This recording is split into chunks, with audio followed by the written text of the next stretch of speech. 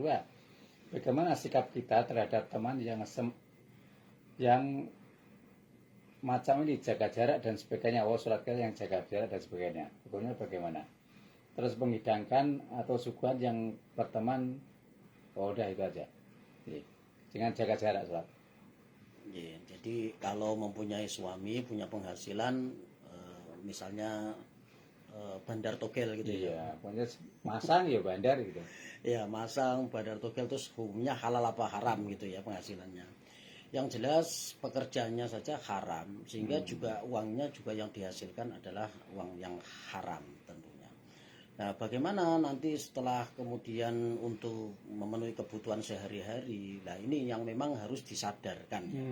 Jadi apa yang masuk ke perutnya anak, istri, ketika dia masukkan ke dalam perutnya anak dan istri atau keluarga, nafkah-nafkah yang haram seperti ini nanti akan mempengaruhi dari perkembangan anak juga. Maka kenapa anak itu kadang-kadang kok terus beli dablek kandanan angel ya, mungkin barangkali salah satunya ya karena adanya rizki yang tidak halal itu tadi. Banyak sekali ya, tidak hanya urusan togel gitu ya, mungkin juga dari hasil korupsi gitu ya. Nah, bagaimana jalan keluarnya ya, kemudian kita sebagai pasangan ya, mungkin kalau dalam hal ini istri itu harus menasihati suaminya ya. Piye to Pak, apa ora mesake mbek anakmu mbok pakani barang sing haram seperti itu. Nah, tapi biasanya kalau seperti ini maka suami menjawab, wong golek sing haram wae angel, apa meneh sing halal gitu ya. Jadi yang jelas Islam itu tegas, kalau memang haram ya dikatakan haram. Jadi mencarilah rizki yang halal untuk keluarga dan supaya nanti itu yang masuk ke dalam perut keluarga. Ponsel ini tapi di 6746352 ya. Untuk Pak Eko Lamongan jangan di sini ya. Monggo ke 6746352 karena di sini hanya untuk WA dan SMS ya. Kita baca lagi. Assalamualaikum Yai. Waalaikumsalam. Kalau surat duha dalam kitab kan harus membaca surat ad-duha. Kalau itu tidak bisa gimana? Yang pertama, yang kedua, kalau sudah jam 7 boleh tidak surat duha itu? Matur nuwun, wassalam. Baik. Sholat duha itu tidak harus membaca surat ad-duha. Jadi kebetulan saja itu ada surat namanya ad-duha, tapi tidak harus dibaca waktu sholat duha. Jadi misalnya kok hafalnya kuliah sama kulhu, ya sudah kuliah sama kulhu. Terus nanti mungkin rakaat ketiga, rakaat keempat kuliah kulhu lagi, tidak masalah. Karena masih bisa seperti itu. Bisanya masih itu ya. Tapi nanti kalau peningkatan, misalnya kalau memang hafal ya sudah kita lanjutkan mulai dari wadduha, kemudian yang kedua alam nasroh, misalnya seperti itu. Kemudian wal asri sama inna atoina, kuliah sama kulhu, seperti itu. Jadi tidak harus dengan surat ad-duha, walaupun sholatnya sholat duha. Itu hanya sebuah nama-nama sholat duha, tapi hubungannya dengan surat duha itu ya tidak ada. Artinya tidak harus membaca surat ad-duha, bebas surat. Yang kedua tadi jaga jarak deh. Ya, jadi masalah jaga jarak itu karena memang kita kan mencari manfaat yang lebih, kemudian bisa berpotensi menularkan COVID-19, maka dalam hal ini kan sedang darurat ya. Kalau dalam hal darurat ini kesunahan yang dianjurkan oleh Nabi itu menjadi terbalik ya. Terbaliknya bagaimana? Kalau ternyata malah madorot, maka sunnah ini menjadi haram malahan. Jadi menghilangkan atau kita menahan atau menjaga itu lebih baik daripada kemudian nanti kita ya seperti itu tadi, lebih baik daripada mengobati kan gitu ya. Nah, jadi dalam hal urusan yang darurat itu sesuatu yang disunahkan menjadi terhalang karena kemadorotan ya, karena satu yang masyakot atau sesuatu yang membahayakan. Tapi kadang-kadang saya sendiri kan pernah sholat di pinggir-pinggir kota Semarang itu, tetap nggak mau katanya, wah ini sunnah ini jangan saya kalahkan. Seperti kalau pemandangan seperti itu gimana itu? Ada yang terlalu pasrah sama Allah tapi tanpa ikhtiar. Oh, kena covid yo mati, sing ora kena covid yo mati. Itu kan sudah selesai kalau seperti itu ya alasannya. Nah, padahal kita diperintahkan untuk menjaga hal-hal yang menjadikan kita itu terjerumus. Wala tulqu bi aidikum ila tahlukah. Janganlah kamu menjerumuskan dirimu sendiri seperti itu. Bunuh diri, sakit diri itu haram karena kita tidak boleh menyakiti diri kita sendiri. Nah, apalagi menyakiti orang lain. Kita misalnya kok terus udah usah pakai masker, pokoknya opo kok kabeh saka Gusti Allah. Ya mungkin kita masih muda, mungkin kita imunnya masih tinggi, tapi ketika kita menularkan kepada orang tua gitu ya, kemudian orang tua itu kena dan meninggal dunia, itu maka kita menjadi salah satu penyebab daripada kematian orang. Nah, maka harus tetap kita lebih mengutamakan menghindari mandorot daripada mencari manfaat. Artinya sunah-sunah itu kan bisa diabaikan sementara karena ini masalahnya bisa ditunda dan diganti dengan yang lebih manfaat lagi. Yang asalnya itu tidak utama terbalik menjadi lebih utama malah seperti itu. Iya, sekarang moga untuk Jumat nanti kali kedua masih diberi kesempatan sampai baca SMS ya, WA dari Mbak Wiwit. Assalamualaikum Yai. Waalaikumsalam. Semoga Allah turunkan rahmat untuk Yai dan kita semua, amin. Amin. Ya, mau tanya Yai, apakah berdosa seorang ayah tidak menafkahi istri karena usia sudah tidak mampu untuk bekerja, digantikan anaknya? Yang pertama itu. Yang kedua, semua apa yang kita punya akan dihisab di akhirat nanti. Bagaimana definisi pakaian yang kita pakai? Apakah harus dipakai berapa kali dulu? Ya. Jadi yang pertama tentang masalah nafkah. Nafkah itu diberikan kepada pasangannya itu saat dia itu mengalami standarnya ketika dia hidup. Jadi dia itu bisa menafkahi, bekerja itu, maka dia wajib ya, karena kuat, karena dia punya tenaga, karena dia mampu ya. Jadi ketika podo tuwane gitu ya, wis dadi mbah-mbah, umure wis padha 80 bahkan wis kan banyak ya di video itu ya. Wis tuwek-tuwek kabeh. Maka ini sudah menjadi tanggungan daripada anak-anaknya atau keluarganya. Seperti itu. Nah, karena sudah tidak mampu yang mbahnya kakung itu tidak bisa bekerja, maka terhalang ya memberikan nafkahnya terhalang karena ketidakmampuan. Nah, berarti yang berhak atau yang berkewajiban untuk memberi nafkah ya saudara-saudaranya termasuk anak putune seperti itu. Terus yang kedua gimana? Masalah berpakaian. Berpakaian tadi, hisabnya itu gimana? Apa kita sabar dulu? Ya. Assalamualaikum. Oh, gua Pak Iru. Ji, monggo.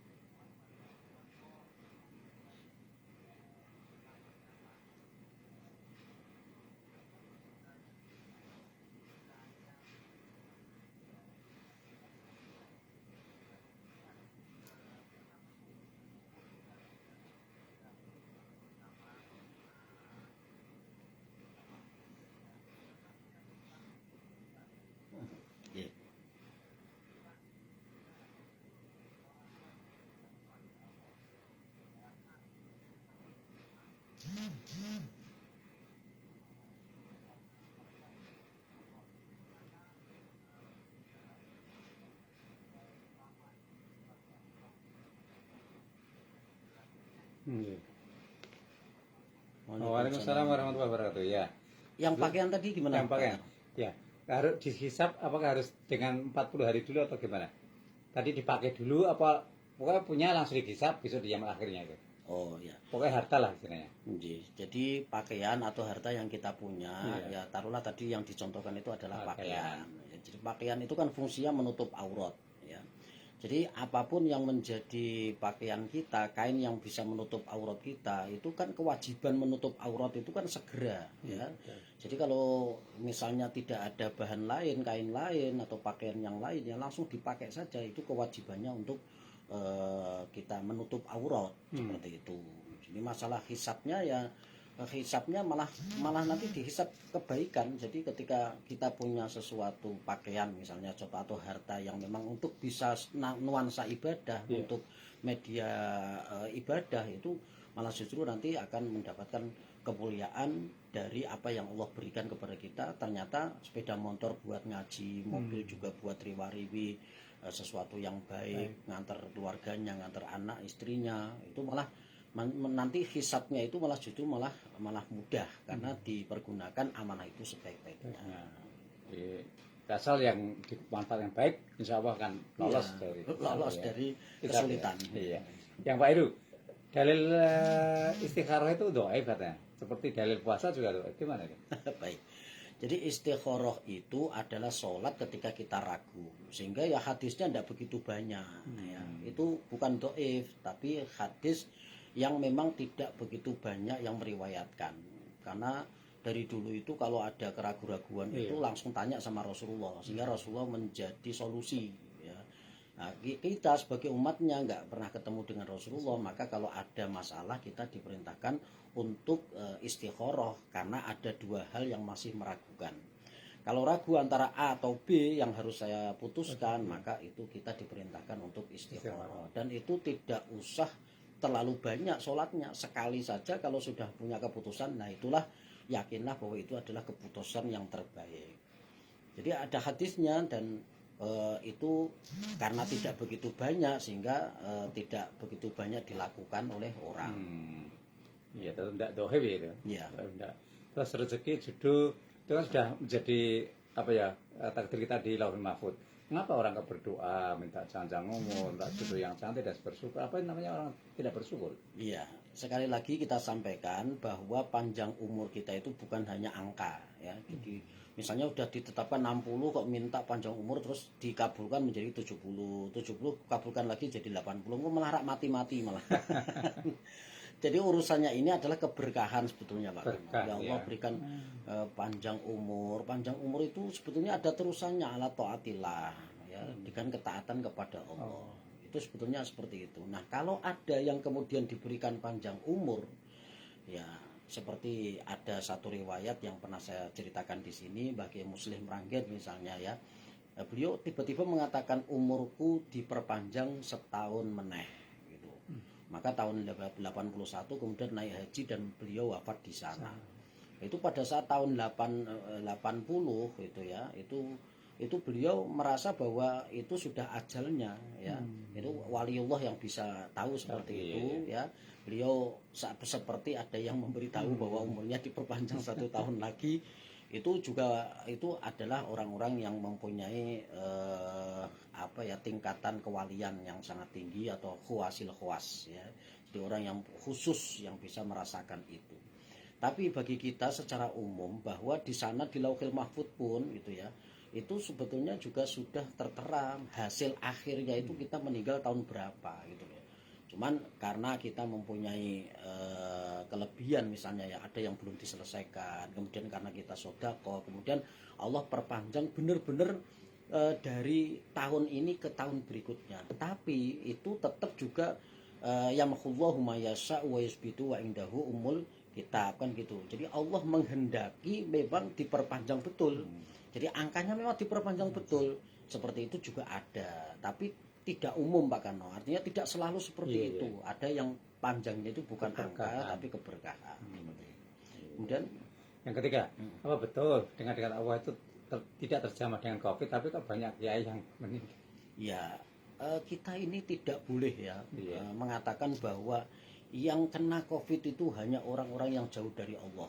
Nyatanya para kiai ada yang kena dan sampai meninggal dunia. Bahkan Syekh Jabir itu hafidul Quran kena juga. Pokoknya intinya begini, jadi kita tidak boleh merasa aman dari musibah, ya. Jadi kan ada afamina ahlul qura ayatiyahum ba'suna duha wa hum yal'abun. Apakah mereka merasa aman bahwa ketika aku timpakan bencana kepada mereka di waktu duha, sedangkan mereka wahum yal'abun, mereka sedang pada bermain.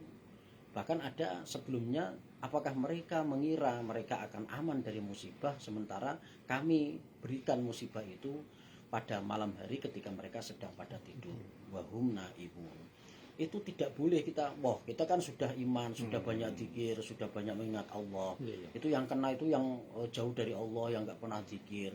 Itu tidak boleh seperti itu. Wong Nabi Muhammad saja ketika mau perang Uhud itu sahabat itu ngandelke wong perang Badar wis ditulung kok. Iki engko perang Uhud ya mestinya ditulung. Tapi ternyata Allah nggak mau seperti itu. Kamu nggak ikhtiar, kamu nggak usaha, ya sudah rasakan saja. Maka perang Uhud kan kalah itu ya. Iya, iya. Karena terlalu menjaga ke Gusti Allah, dia meninggalkan ikhtiar. Seperti itu Kan tidak boleh. penting ya. Iya. Ya, ini masih beberapa kita jawab singkat aja ya. Iya. Satu aja ya. Iya. Assalamualaikum ya. Oh ini. Kalau pakai masker bagaimana ya dalam mengerjakan sholat? Apakah hidung tidak terhalang? Hidung itu terhalang. Gimana hukumnya? Hidung, mulut terhalang tidak masalah, yang penting jidat tidak. Ya, jadi yang penting jidat atau batuk ini harus tertempel di tempat sujud. Jadi hidung, mulut itu tidak masalah. Apalagi kalau misalnya ada keterangan makruh, yaitu pada saat tidak darurat. Ya, kalau sudah darurat seperti ini, malah ikhtiar itu menjadi harus menjadi utama. Sholat pakai masker saat ini utama karena untuk menjaga dari hal-hal penularan COVID-19 seperti itu. Ya, coba singkat lagi ini Pak Eko nih Iya. yang telepon tadi, Iya. Lamongan. Ya, assalamualaikum ya. Waalaikumsalam. Ya, mau tanya, kalau azan dan iqomah kan menyeru untuk sholat. Bagaimana kalau yang menyeru anak-anak dan belum akal balik? Apakah juga sama menurut fikih? Sama dan boleh ya. Anak-anak panggilan adzan itu ndak usah dilihat siapa yang adzan, wong tua, wong cah nom atau anak-anak itu tetap yang dilafatkan itu adalah panggilan Allah. Jadi, panggilan Allah untuk melaksanakan sholat. Jadi tidak masalah dan sah. Sah ya. Ya. Ya. Ya, terima kasih atas Sama-sama. waktunya. Mudah-mudahan manfaat untuk kita Amin, semua. Ya. amin. Pendengar besar dimengerti bincang-bincang saya dengan Yai Horil Amin Sarjana Alam Hafid tentang pahala bagi orang yang sabar. Mudah-mudahan kita termasuk orang yang